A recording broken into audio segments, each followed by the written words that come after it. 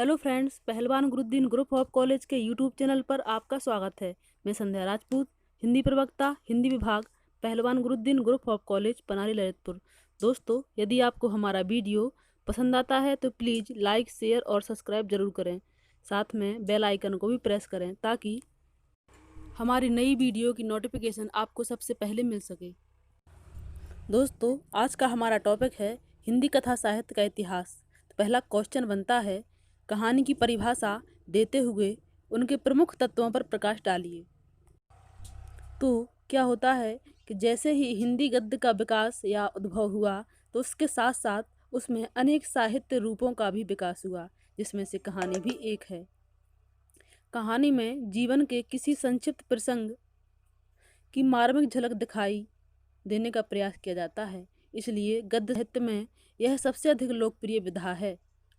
यह हमारी मूल भावनाओं को अभिव्यक्त करती है। यद्यपि कहानी के कुछ अन्य नाम भी हैं, जैसे कथा, गल्प, आख्यायिका आदि भी प्रचलित हैं। फिर भी कहानी अभिधान ही अधिक सहज और उपयुक्त है। साहित्य के समस्त रूपों या प्रकारों में कहानी सबसे पहले विकसित हुई। कोई घटना, कार्य, व्यापार या मनोभाव कहानी की प्रेरणा बन सकता है। इसकी गति बहुत तेज होती है। कहानी की अन्य विधाएं जैसे नाटक, उपन्यास, काव्य, रेखाचित्र, संस्मरण आदि इसी के सहारे विकसित हुई हैं। शुरुआत में कहानी मनोरंजन और आत्मसंतोष के लिए कही और सुनी जाती थीं, लेकिन सभ्यता के प्रचार एवं प्रसार के साथ कहानी जैसी गद्य विधा के रूप में परिवर्तित हो गई। दोस्तों, अब जानते हैं हम कहानी की परिभाषा क्या है। तो कहानी को साहित्य मनीषियों ने परिभाषित करने का अनेक प्रकार से प्रयत्न किया है, किंतु कहानी को किसी एक परिभाषा में नहीं बांधा जा सकता। कहानी के स्वरूप का बोध कराने वाली कुछ परिभाषाएं निम्न प्रकार हैं। तो एक हमारे मनीषी हैं एडगर एलन पो। इनके अनुसार तो छोटी कहानी एक ऐसा आख्यान है जो इतना छोटा हो कि एक बैठक में पढ़ा जा सके और जो पाठक पर एक ही प्रभाव उत्पन्न करने के उद्देश्य से लिखा गया हो, जिसमें प्रभावोत्पादकता में बाधक तत्वों का त्याग हो, जो स्वतः पूर्ण हो। इसके बाद दूसरे महाशय विलियम हेनरी के अनुसार हम कहानी की परिभाषा देखते हैं। तो इन्होंने कहा कि लघु कथा में केवल एक ही मूल भाव होना चाहिए।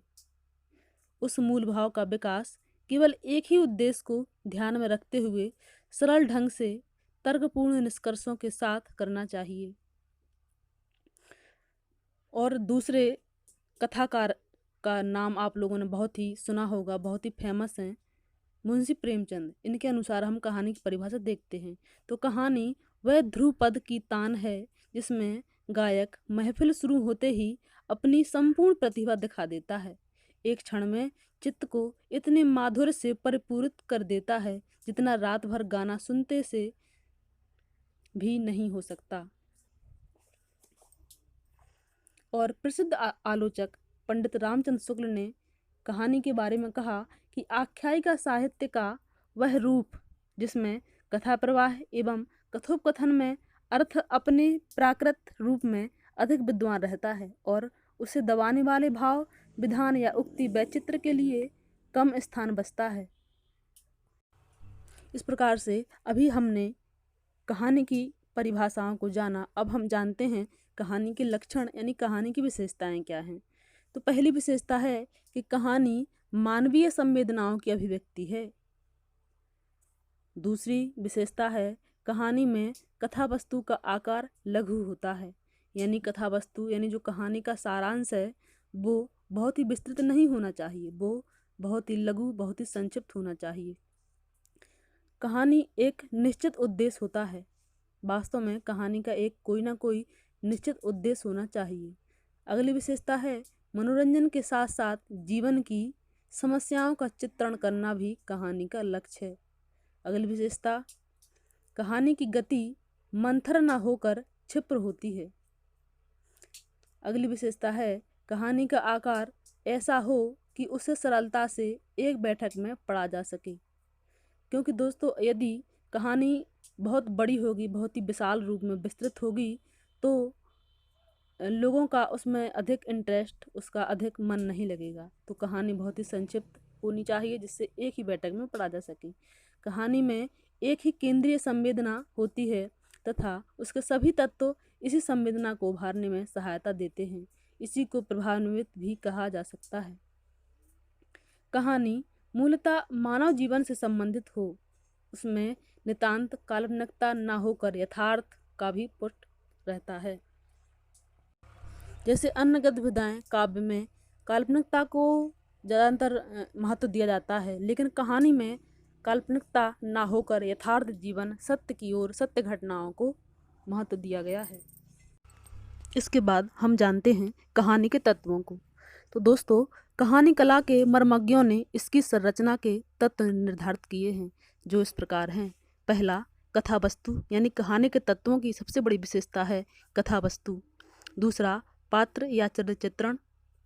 तीसरा, कथोपकथन। चौथा, देश काल या वातावरण। पांचवा, भाषा शैली। और इसका आखिरी है उद्देश्य। कथा वस्तु यह कहानी का सबसे अधिक महत्वपूर्ण तत्व है।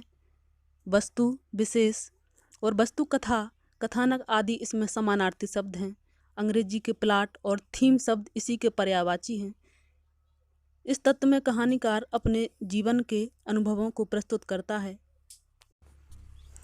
कहानी के तत्वों में यदि ये 5 तत्व, कथा वस्तु, पात्र परिचय, कथोपकथन, देश काल और वातावरण, भाषा शैली और उद्देश्य, इनमें से कोई भी एक अंग का अभाव है तो कहानी संपूर्ण नहीं कही जा सकती है। फ्रेंड्स, आज हमने जाना हिंदी साहित्य के इतिहास में कहानी की परिभाषा एवं उसकी विशेषताएं। यदि आपको हमारा वीडियो पसंद आता है तो प्लीज़ लाइक, शेयर और सब्सक्राइब जरूर करें। धन्यवाद।